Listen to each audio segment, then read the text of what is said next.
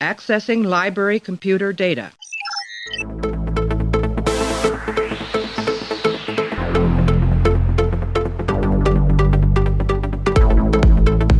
And to make sure history never forgets the name Enterprise. Hey everybody, welcome back to the Pensky File. Continuing our Let's Watch a Star Trek The Next Generation, we're up to episode 23 of season 1. This one's called Skin of Evil. It was originally aired back on April 25th, 1988. Directed by Joseph Scanlon. Teleplay goes to Joseph Stefano and Hannah Louise Shearer. The story credit goes to Joseph Stefano. This is the world-famous episode where Tasha Yar meets her untimely fate at the hands of Armus, who is the self-titled Skin of Evil. With this one, we're going to have Clay back again to discuss this pretty important episode of Star Trek, although we don't know how good it is at this point. You. We'll remember Tasha Yar right after this. Number 1. The creature attacked us. Lieutenant Yar is down. It seems to feed on our phaser energy. We had no effect on it.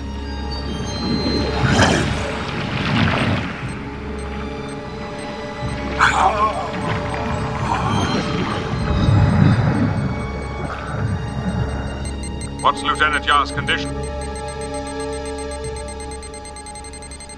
Dr. Crusher, report. She's dead. All right, we're back. We are back to discuss Skin of Evil, this fun, fantastic episode of Star Trek The Next Generation. I am Wes, and I'm joined by Clay. How are you doing? I have tears rolling down my face. I was going to make a joke. I'd written, I had tears at the end. Unfortunately, it was tears of laughter instead of emotional tears of sadness to watch a great character, Tasha Yar, meet her untimely fate. Yeah, I have a lot to talk. I have a lot to say about this episode. Yeah, this is. I was thinking that too. It's like as we were watching, I was trying to think, like, I don't even know where you start. Like, Yeah. where do you? Well, I think we should jump to the most important thing about this episode. Worf's promotion. No, that apparently the art of kickboxing has survived to the 24th century. Yep. Not even Muay Thai or anything, No, like it's anything that we've now designed as the ultimate fighting. And apparently on the Enterprise, they have kickboxing tournaments. I don't know. Like, they have kumites going in the hall. Honestly, if I had a holodeck, I'd be running kumites all the time. Yeah. It's such a weird, and it's all, yeah, like the whole scene where they're talking about this is like, oh, someone's gonna, it's such a you're gonna die scene, where Yeah. it's like, I'm gonna do something about this. All right, so Let's summarize quickly. Yeah, so, the quick summary is that the Enterprise has to rescue Deanna Troi, who was crash-landed on a planet. Mm-hmm. They get there, and there's a puddle of goo on the floor that won't let them rescue Deanna. And Yar tries to step past the puddle of goo, and the puddle of goo hits her with a force field, and she dies. Yep. And the rest of the episode is the crew rescuing Deanna, and then they have a funeral for Yar at the very last act of the episode. And no, spoiler alert, you do not get to see the kickboxing tournament. Yeah, that's ultimately the greatest. I assume it's canceled because of Yar's death, but I don't know. Maybe that guy that Worf just was like, you'll easily defeat him. Yeah, Maybe that guy probably won. He probably won it after all this.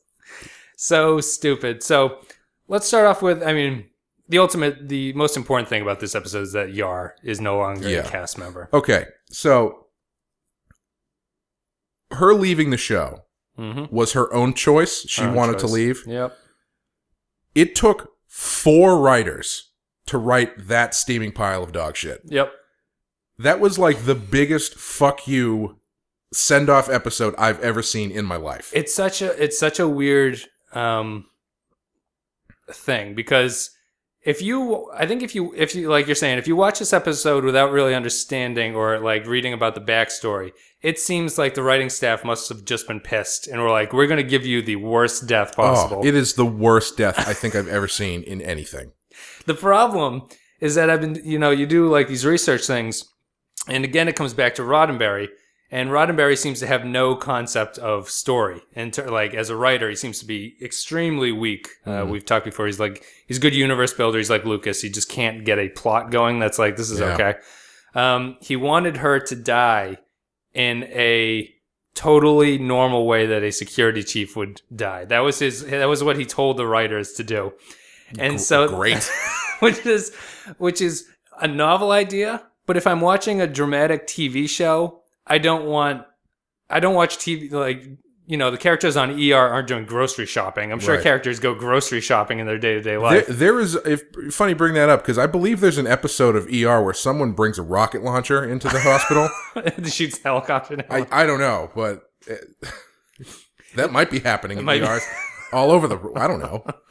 But it's such a stupid drama thing, and we'll just analyze it from the point of view of the episode, but I just think it's funny that Roddenberry... That's is like the cause of this. It's like he was like, "Hey man, even General Patton died in a car crash. You know, why don't not have her dying? She trips over her own shoelaces and whacks her forehead on the coffee table. Keep it simple, stupid. Kiss, kiss, kiss. That is the mantra of this writing room. Well, and it took 4 people to do this. Yeah, just to come up with a way to get around it. I mean, it's her death is almost like postmodern because she gets hit. And she dies. Yeah. They say she's dead. Mm-hmm. But, of course, this is the future, so people who are dead can be made undead by doctors occasionally. Sure, why not? Which, you know, kind of happens modern day, I guess. People can be brain dead or whatever. But they bring her back up, and you have a scene where if you were watching the show live, you'd be like, oh, she's obviously going to snap out of it here, and they'll just save her. And she does not, and she dies. And she also dies in the second act of the episode. Yeah, she dies real early. After she dies, there's a good, 35 minutes of Picard talking to a puddle. Talking to a puddle. So, what's interesting about that scene when she dies is, it's funny you should say that, you know, you kind of expect her to come back, because everybody in that scene seems to be thinking the same thing. Yeah. Because that is the most tensionless, trying to save their life scene I've ever witnessed. Like, the only person there who actively is concerned is Crusher. And you would think that if Crusher is concerned, everybone should be concerned. Yeah. But, you know, Picard and Riker and Data are just hanging out in the back of the room, just kind of like looking at the floor. Doing whatever. And the other doctor brings in that... I just laugh because he brings in that clunky bit of machinery that he just puts over your head, which you think being high tech would somehow swing in or something. He just builds it like a Lego set, and he's like, "This goes here now." Yeah, and Crusher's pumping her full of God knows what to try and jumpstart her synapses. Her brain. And the guy who's hitting the button is completely unaffected by it. He's like, "Yeah, go up to 100. Yeah, sure. Yeah, whatever." Boop. And it goes. They never address that weird Gorbachev's smear on her face. Yes, the wine birthmark she gets from apparently what killed her, and but it was that shape made me laugh because Armus, who's the evil character in this, when he moves, he looks like that little him when he's a puddle moving. It is the shittiest special effect you could possibly imagine. Yeah, they were a few years away from Terminator 2 at this point, and with a quarter of the budget. So, I mean, Yar dies, and, you know, to continue the thing of, the writers being an FU, the Armus character calls it a meaningless death. He, declares it, which is so weird and on point. Is she died, she didn't protect anybody. Yeah. She didn't save the ship. Mm-hmm. She didn't do anything. She didn't sacrifice herself. She was just walking and got hit and fell down and died. Everything about that villain, quote unquote, I'm using the term villain very loosely, is incredibly dumb. I'm Commander William Riker of the USS Enterprise. I am Armus. Why are you here? We mean you no harm. We have injured crewmen. In the shuttlecraft, we need to get to them. May we pass? You haven't given me a good enough reason. Preserving life, all life, is very important to us. Why? We believe everything in the universe has a right to exist. An interesting notion which I do not share.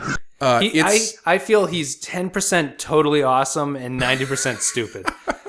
Well, he's I was watching this, he seems like an Aqua Teen Hunger Force villain or something. Yeah, he does. Or, you know what actually the music and his voice was reminding me of the first Simpsons Halloween episode where they go into the haunted house, and then the haunted house starts talking to them, goes, "Get out." Yeah, right. They're like, "Oh, make the walls bleed." He's like, No, shut up. I don't want to do that. Yeah, that's right. No one's really playing by his rules. His whole thing was that he was just like a whiny bitch. Yeah. He basically, who's not above pulling 4th grade pranks of, no, I changed my mind. Yeah. Not. If you don't do it, he says, but I didn't even want to do that. And Troy continues to be a lame character because she shows up and the monster's like, your friends left. She's like, oh yeah, I know. Because So, I could sense them. Apologies for the honking in the background if that's being picked up. City living, there's a lot of snow on the ground and people are getting feisty. But That's my new gimmick. I have a horn that I do every time. You played that every moment of this episode, just everything. And you disagree. Troy. I actually thought Troy was okay here because they gave her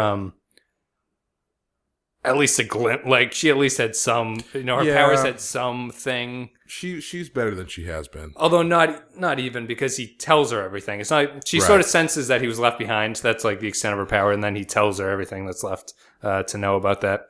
But she mostly serves as just a hostage who is stuck in this shuttlecraft for whatever reason. So I mean, to like go back onto Armus. I am saying his name right. I always want to call him Argus, but I think his name is Armus. Anders.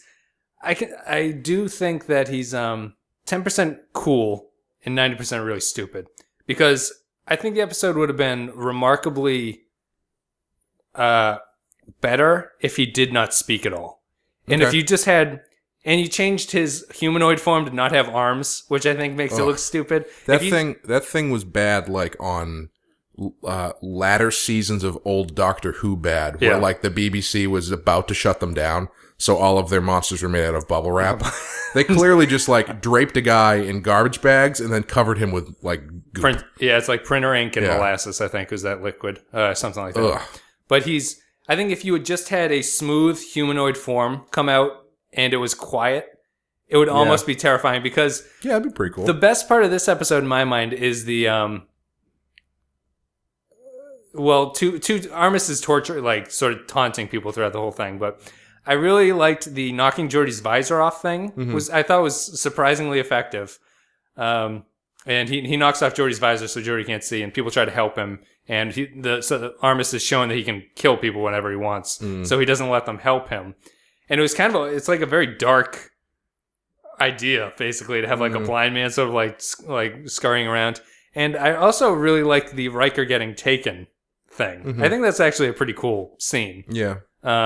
Again, because, if they just portrayed this Armus character as, which he is, and I'll get to my big point about him, but if they just portrayed him as like this evil thing that was like quiet, or at least spoke much less than he does in this, and screams like Vader at the end of whatever that horrible Star Wars prequel was, where he goes, no. He talks a lot. He talks far too much, and his arms are stupid. He didn't need to have arms. But he's, I think he's unique as a villain because I was trying to rack my brains. In all of Star Trek, he might be the only irredeemable character. Every other species or something that's doing something bad usually has like a motive for it, and he is purely sadistic. Like Data says. What's his deal? He was like, he is literally the embodiment of evil, right? Yeah, supposedly, even though he's just apparently the embodiment of evil, just makes him kind of a dick. Yeah, but he just kind of likes to tease. But yeah, or childlike. He's a species found a way to get rid of all the evil inside them, and it became a physical mass that this thing is, and they just abandoned it on some planet. Why not? Why not? I don't think we need that backstory. But even there, though, it's like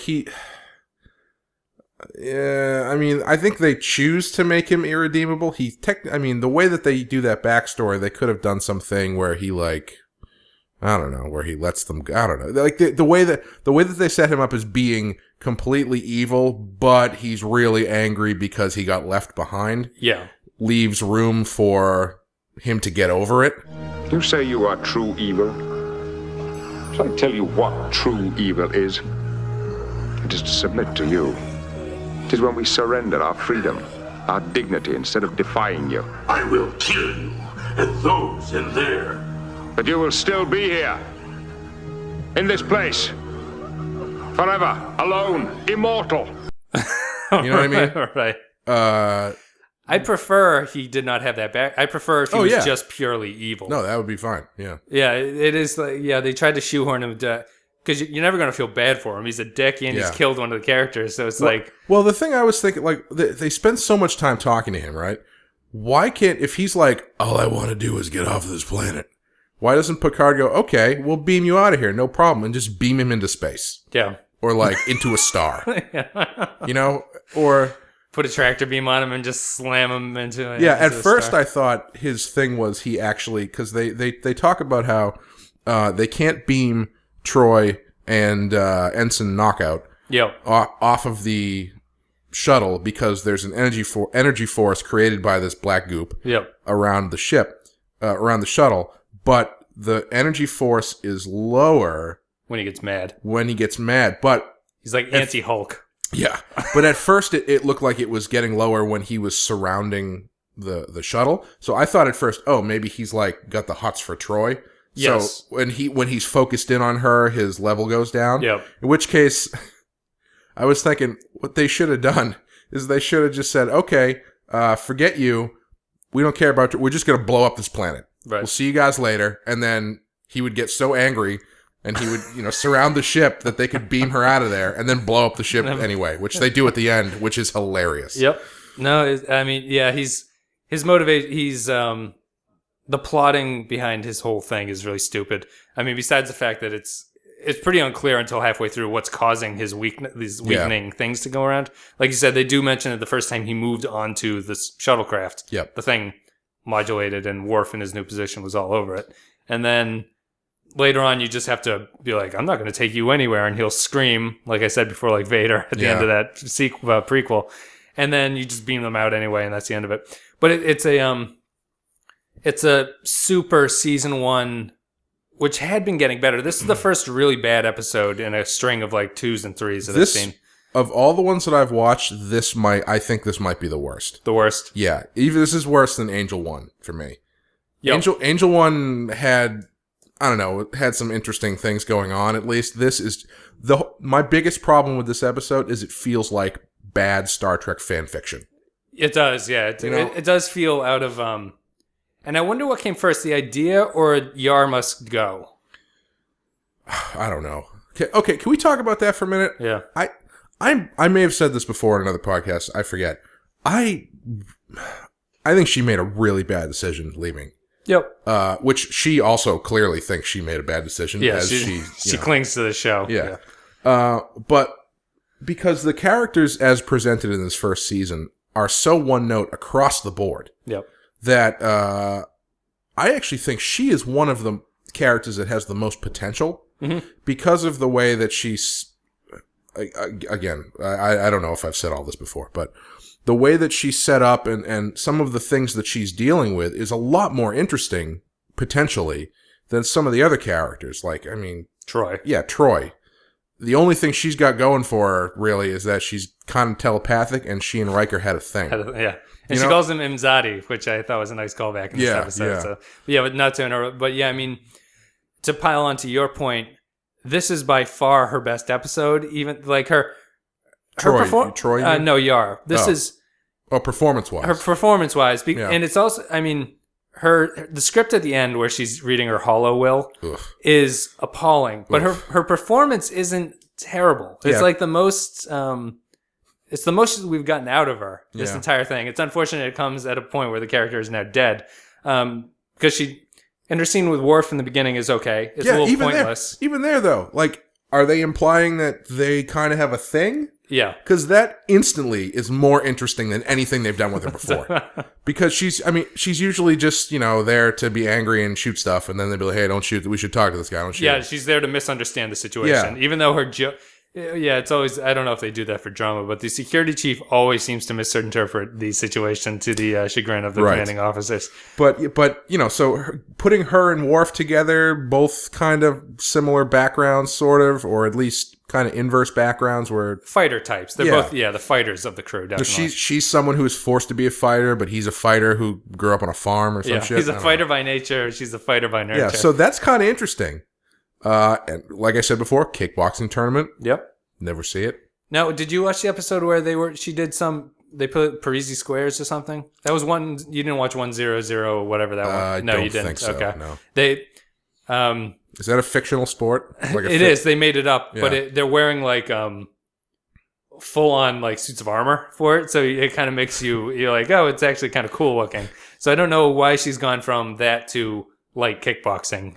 Because kickboxing is the sweet science. Clearly, it's the sport of kings. It is.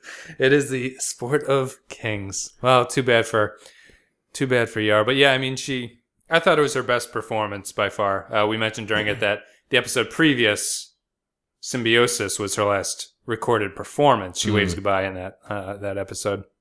But yeah, I do like your point. It does feel like a fan fiction episode. Yeah. And she goes out like such a punk. She goes out like a red shirt in the original series. Yeah, the person who's down there to show you the power of this thing. Like, I don't know. It's so stupid, though. It's just, like, it's not even, like, showing off the power of this. She just, like, gets launched. I don't know. It's just so dumb. Just launched. No, and I'm not saying this just because I think she's cute and had a crush on her when I was a kid, okay? It's that hair.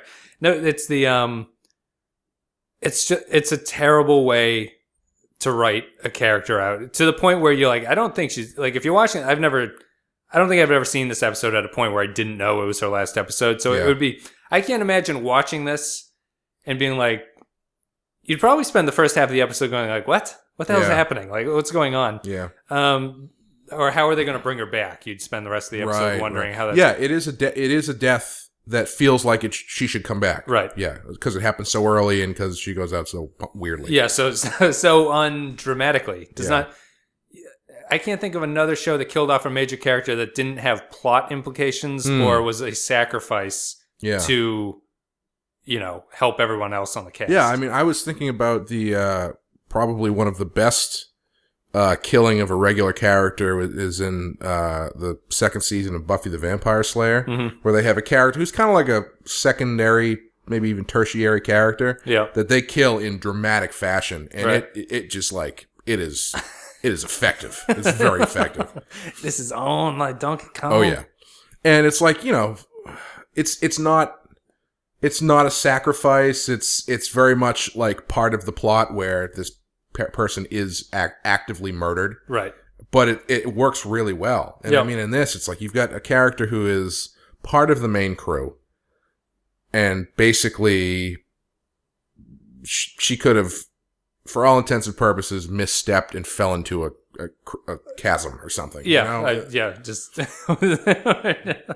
accidentally shot with the wrong end of the phaser or something. Something stupid. It's They should have had her drink herself to death on Romulan ale or something. Worf goes in to get her for the tournament. She's choked on her own vomit. That's the cold open. Just Worf goes into the apartment. There's empty bottles of Romulan ale everywhere. As he's like slowly looking around, and he finds her in the bathroom. He's just like, Data comes out with a belt around his neck, not knowing what's going on. Data, what's happened? No, it's just so stupid. I mean, it's stupid. The only thing that sort of saves it is that the character is not developed to this point where you're like, it's not like it's season 5 and they're killing off Riker or something and you're like, wow, like they really did disservice to that character. Now, she's so unimportant. The only character less important at this point is Troy than Yar. Yeah. And they're fairly close. Now that you say that, I'm wondering if I feel so strongly about how horribly this was handled because of 20 years of hindsight. Right. I mean, not that she was ever a huge character, but, I mean, it's bad just on a technical, objective level. Yep. But knowing more about the show and how long it was on and et cetera, all the history of it, I wonder if it feels more like a slight now than it would have 20 episodes into the first season. Probably, yeah. I suppose. I mean, just because we're not growing up, but we're in the age of like serialized TV where these things feel like everything feels like it's supposed to happen in a TV show. You don't know, like if you had just been watching the show in 87 or 88, whatever it was, and you're like, wow, that's a revolutionary thing to do. Just kill off a character so meaninglessly in such a startling way. What's really upsetting I use that term low on the level of things that are really upsetting, is that there was the opportunity to make the first really great episode. Where if you're killing off a member of the main crew, even though, like you said, it's, she's not doing anything, she's just kind of there. She is there. She's part of the main in the credits. crew. Yeah. I think if they had really put some thought into how to actually get rid of her, I think they could have made a really great episode where she doesn't necessarily have to sacrifice. It doesn't have to be Wrath of Khan or anything, right? But I think there could have been a much more impactful episode made out of what happens. No, I agree. So let's try to improve this episode. I'll tell you what we do. First off, you give Lieutenant Commander Engineer Johnny W. Lynch, or whatever the hell his name was, you put him in the credits now. Because he's coming back. The characters, the chief engineer in this episode is new, and it's starting to become a little bit uncomfortable with why they did not cast a chief engineer in the show. If you're going to have a different chief engineer every episode, it's obviously a role that's important because you're constantly having to call engineering and talk to somebody. So that's like if Scotty was played by a different guy in every episode. Every episode, you wouldn't have the classic. Yeah, there's no classic. You cannot give me any power or whatever. Like you need. And the thing, I guess, is that Roddenberry, of course, another Roddenberry bad decision is he didn't want to repeat roles. So he was like, let's get rid of the engineer. I want to do something else. I mean, understandable, but it's too important. I mean, I understand the thinking behind it, but I don't know if it actively was a good idea. And they fixed it, not to get off tangent, but Tasha's death actually causes the show to fall into what it eventually becomes. Because Geordi moves, Worf becomes security chief. Mm-hmm. Or I guess it would go the other way. Worf becoming security chief causes Geordi to basically leave the bridge because they realize that his helmsman role is stupid. He doesn't really have a point. Mm-hmm. And so he'll fill as chief engineer. But yeah, to make the episode better, I would have put that engineer in the cast credits. He would have talked back to Picard. Picard would have just done nothing. He would have silently walked to the turbo left. The camera would pan. He'd follow all the way down to engineering, and he'd just snap the guy's neck and then walk back to the bridge. Were they setting him up to be some sort of replacement character? Because they say his name at least twice. This is the guy you should watch. This is a real up and comer. So again, continuing in the first season Star Trek plot threads that don't pan out for me. First of all, whoever they cast for that guy. Killed it. He crushed. He gave the most passionless line readings. It's like imagine if every episode, if in an episode of the original series, Scotty's line reading was, "Well, I can't really do that, Captain. We don't have the power to really do that." His breakout line, Captain, we should minimal warp. He's like, all right, let's go warp 8. He goes, Captain, they were trying to make that a runner. That was going to be his catchphrase. It's going to be like, minimal warp? Yes. Leland T. Lynch here, Captain. We now have minimum warp drive. Course plotted and set for Vega 2, sir. Warp 8. I said minimum warp drive, Captain. You heard the order, Mr. Lynch. Make it so. Yes, sir. No, but... Captain, I recommend minimal warp. There's this whole, plot thread that they kind of allude to that they don't even touch on again, where this guy... has to hand crank the dilithium crystals or something. No, that's true. It's funny you mentioned. I completely forgot about that now. So yeah, the start of the episode, the Enterprise is broken down. I assume, but I don't understand why. I thought, is that why they couldn't rescue her? Was that the whole point of that? That because the engines were broken, they couldn't get to the shuttle before it crashed? Is that what? Sure. That wasn't really implied, but I mean, there's no reason to write that in. If you just have the audio of them hearing the shuttle go down, you don't. Unless you're trying to introduce a great new character, just a great new chief engineer whose name I can't chief forget. Engineer. But I'll put his picture will be the background of this entire episode on YouTube, just close-ups of him. So anyway, to improve this episode, I like Armus. The idea of this evil character that the show has not really done before, and Star Trek in general hasn't really done because everyone is, even Khan, as we were talking about earlier, Khan has a point, to what he's doing. Yeah. Armus is just out there for evil. I would have kept him mute. I would have had his ultimate evil be the killing of Tasha Yar. Yes. And she doesn't have to sacrifice herself, but the death has to be so weirdly traumatic as to mean something, as opposed to just her being like, "Here I go." I think they do it. I think they do it a disservice by having him kill someone right away, and then everything else after that be kind of like it's just toying with them as opposed to being a threat. Yeah. So if he had toyed with them for most of the episode and then kills someone, they're like, "Oh shit, this guy means business." On my end, if I were to improve it, I would probably do that. I'd probably have him kill her later. Yep. And I'd also, I don't know, even though I hate it when they do this, it's kind of hacky, but I feel like this would have been a good episode to do it in.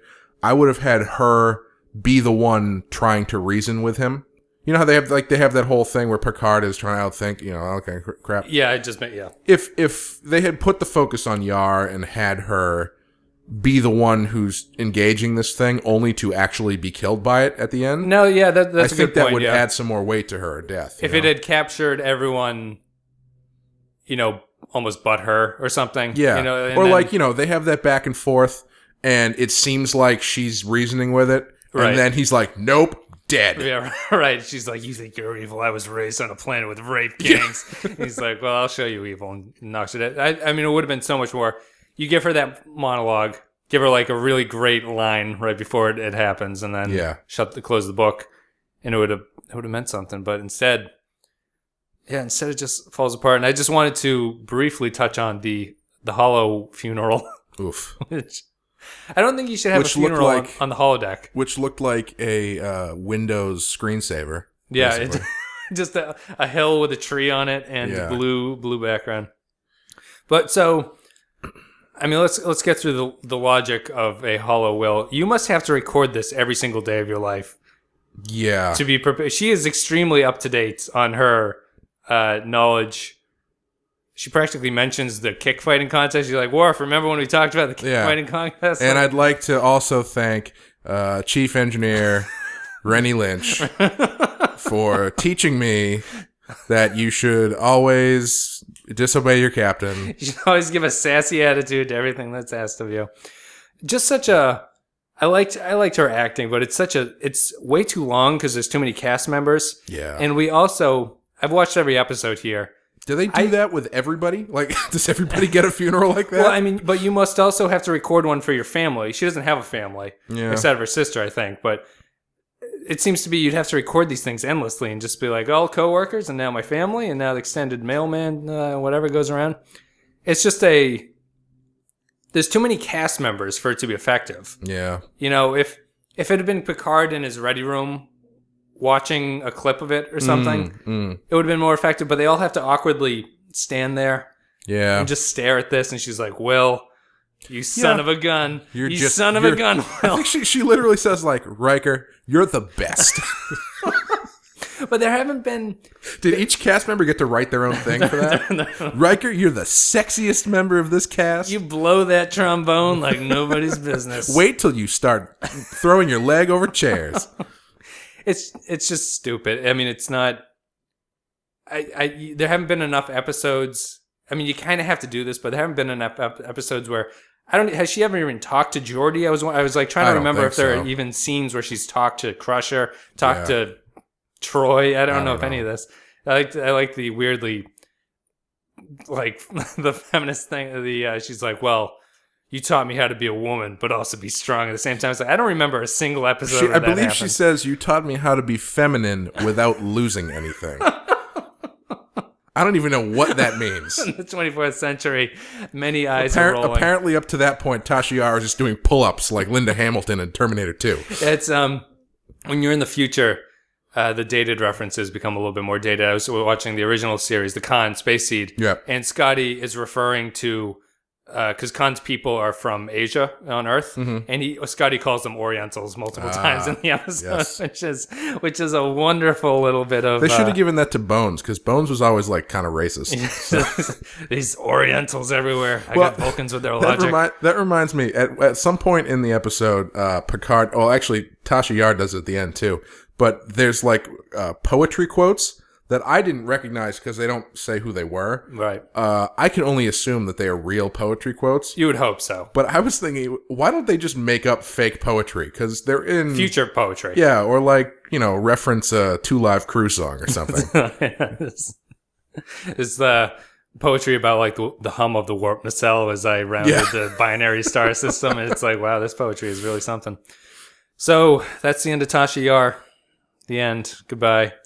I'm really upset. I don't know if I'm going to be back after this. The plus side, as I mentioned, is this is the catalyst for setting things into the way that they are. There's only 2 or 3 episodes left in this season.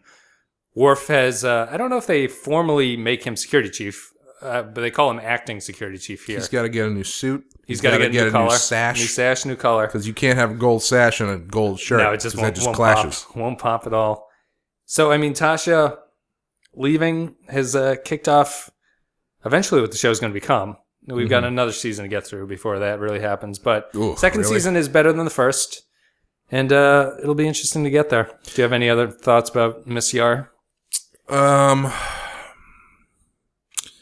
hardly knew her. Yeah. I don't know. I really think she was underutilized. Well, it's tough to say she was underutilized because everybody was underutilized in the first season. Yeah, but I wish she had stuck it out. Let's put it that way. Yes. I kind of agree, although I think someone from the cast needed to go. There's too many cast members. That's fair. Think. Yeah. I think when you put it that way,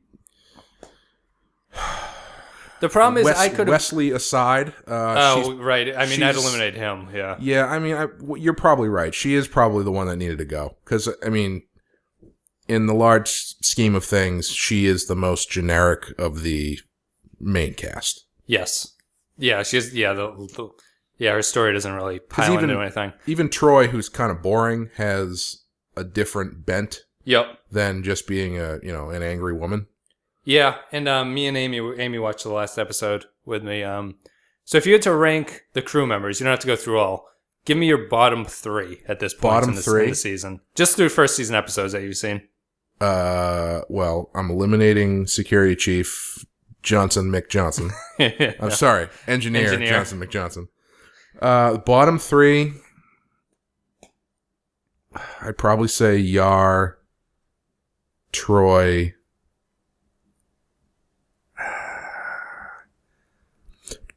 Part of me kind of wants to say Geordi, actually. Oh, really? But I mean, he's got the visor, so they use him in a lot of stuff. No, like he's got something that they use. He's got stuff to do. Yeah. It is possible to use Geordi in every single episode of Star Trek. Yeah, I would probably say. Unfortunately, I'd probably say Yar, Troy, and Crusher. That's what mine is, and it is weird that the worst characters are all the female cast members. It's weird, but it's not unexpected given who was probably writing this show. Right, yeah, a bunch of dudes. 6-year-old men. Yeah. Gene Roddenberry. They were shockingly old when I look back at how old the writing staff was, because a lot of them are original series or holdovers, so they're old men at this point. But it is a weird.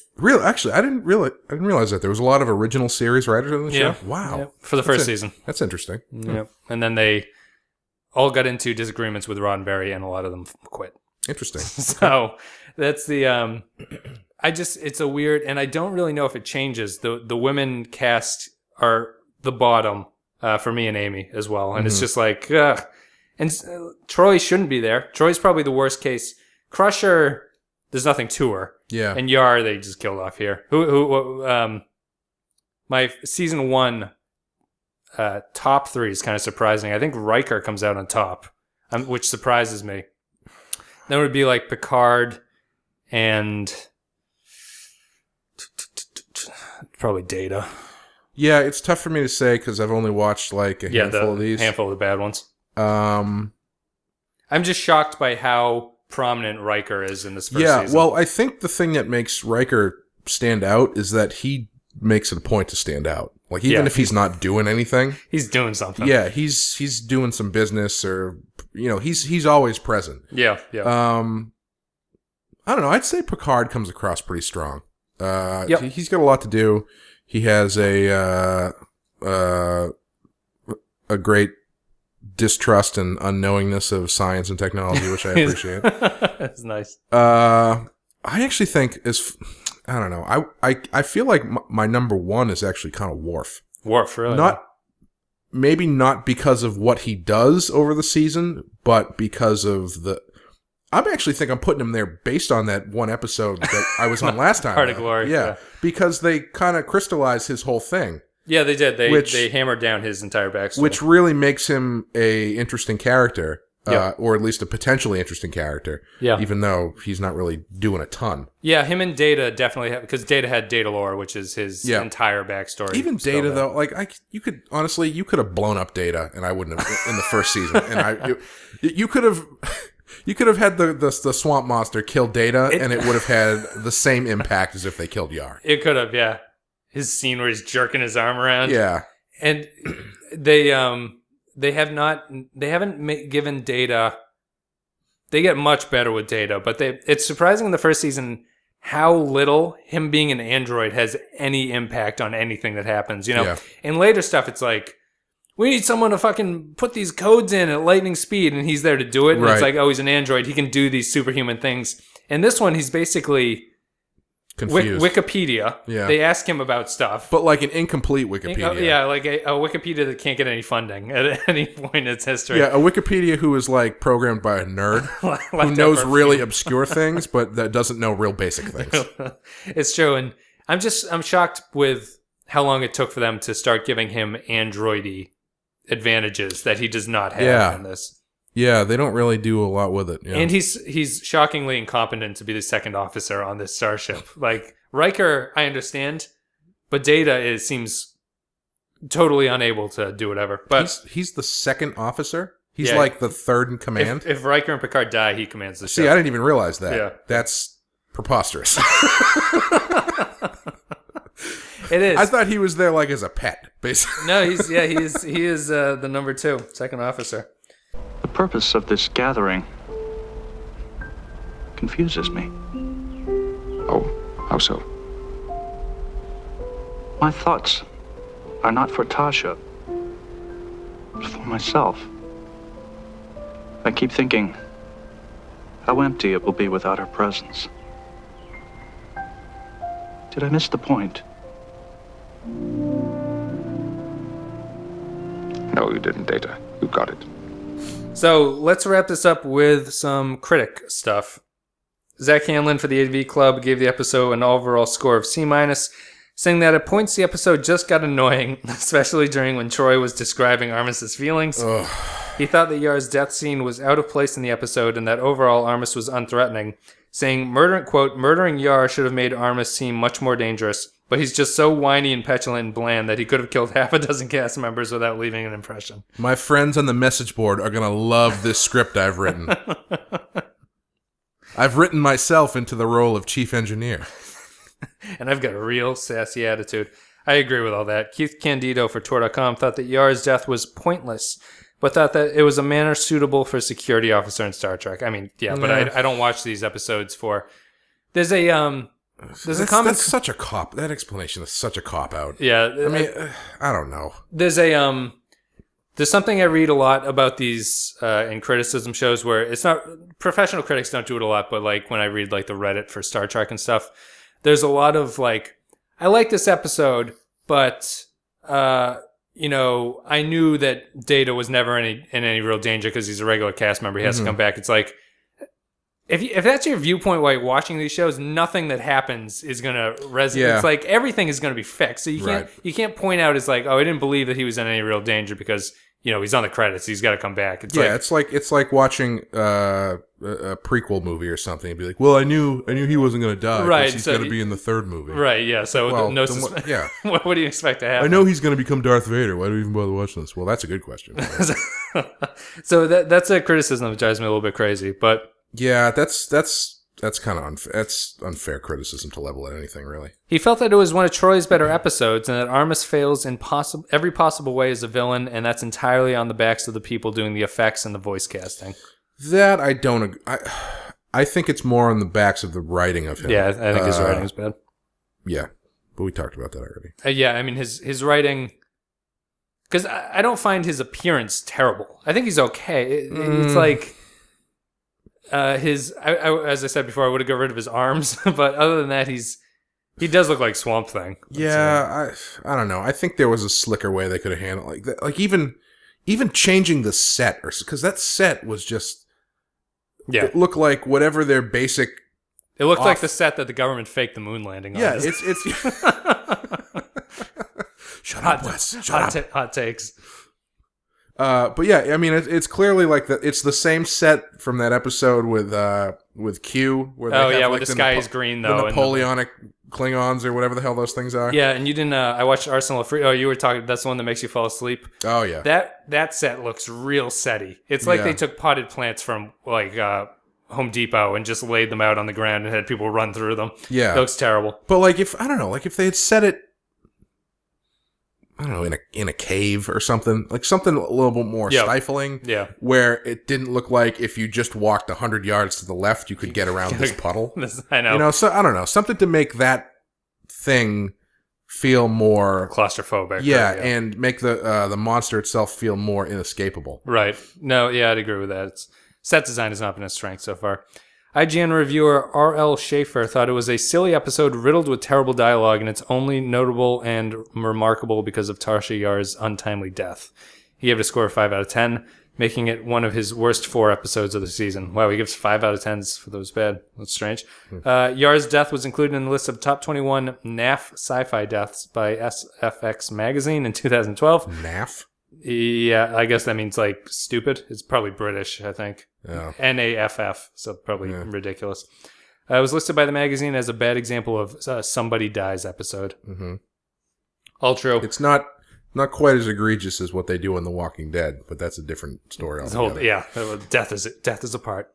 So I'm going to I give this episode a 1. This is the first 1 out of 5 I've given in a long time. The episodes had actually changed, and it was a little bit remarkable to see that the first season's known as bad. The first half of the first season is really what causes that to happen. And this has been the first episode recently that has been bad. But this is a 1 out of 5. This is one of the worst. And it is, you can only bump it higher. The only reason it's remembered, like that guy said, is because Yar dies. There would be no reason to watch this episode other than that. Well, there still is no, you could watch the first 5 minutes of it or 10 minutes of it and then shut it off. Because I know they're not in danger. You know, there's episodes after it, so you know they're not all going to die. That's my record-setting pace to get through this. I'll just watch the first 3 episodes. Oh, they're still alive. Yeah. Well, all right, I don't need to watch this. Clearly. Can I give it a half a star? You can, yeah. Yeah, this is by far my least favorite one. So just a 0.5, not a 1.5. No, 0.5. I would give it a 0.5. Okay. I would give it half a star for making it to air. Yeah. And then nothing after that. For they hit their deadline. They tried so hard. All right. I don't know about that. She's got to die. My one thing to take away, I want to know if this came before or after Denise Crosby was going to leave. If you know what I mean. If this episode is written to get rid of her. Oh yeah. Or if this episode existed and they're like, well, fuck, throw her death in there as well, like. Oh, I see what you're saying. So if the episode itself was constructed for without her death. the death. Yeah, okay, right. Gotcha. If this episode is written without her death, that is a remarkably terrible script. Yeah. See, that's what I mean. That's why it seems like such a screw off. Yeah. Because it's so I mean, it's very possible that it could have been a last minute thing where she's like, I'm going to go. And they're like, shit, we got to write it. That also makes more sense as they're like, we don't have anywhere we can plug her death in. It's we got to figure out a shitty episode to plug in to get rid of her because we don't have time to think of anything good. We got to make 29 episodes because we're syndicated. Maybe maybe it's just like, give me the worst episode we have left and we will put her in there. Maybe that'll cause a little bit of a spark. Very possible. Well, that's it, guys. So thank you very much for listening. If you're listening on YouTube, I would be very, very thankful if you could leave a like or a comment. And if you're listening on iTunes, reviews and ratings are always appreciated. Helps with getting these things a little bit up in the rankings. And thank you very much for listening.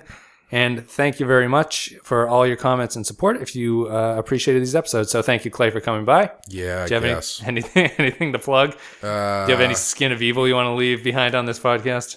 I don't know. What's Denise Crosby doing these days? She's on The Walking Dead, right? That's right. She was actually on The Walking Dead. I don't know what she does outside of that. No, if you can check out my website, eatdeadmeat.com, where I have a online graphic novel that I write and draw and publish. And I also have a podcast with Wes called Back in the Village, the Prisoner Podcast, which covers all 17 episodes of the 1960s British sci-fi show The Prisoner, which you can find at backinthevillage.com. Cool. Yeah, it's a good time. You should check out these Prisoner podcasts. They're very good. If you're enjoying these Star Trek ones, kind of similar, same idea. So thank you very much, guys, and we will see you later. See you.